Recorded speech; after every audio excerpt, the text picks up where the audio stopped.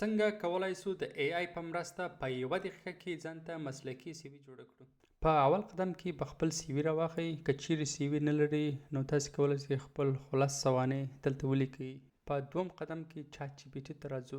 اوس چات جي پي ټي ته داسې راهنمایي ورکوم یا پرامپټ کې ورته لیکم چې د سی وي د ټولو مسلکي اصولو په نظر کې نیولو سره سی وي را جوړ کړه. دا پرامپټ یا راهنما به زه د ویډیو لاندې کمنټ کې درته کاپي کړم. د پرامپټ وروسته به خپل شخصي معلومات چې مې کاپي کړي وو هغه به دلې پیسټ کړم. اوس چې مې چات جي پي ټي ته کوم راهنمایي ورکړې وه د هغه مطابق به ماته سی وي را جوړوي. په دریم قدم کې به خپل سی وي د چات جي پي ټي څخه کاپي کو، مایکروسافټ ورډ یا ګوګل ډاکومنټ کې به پیسټ کو.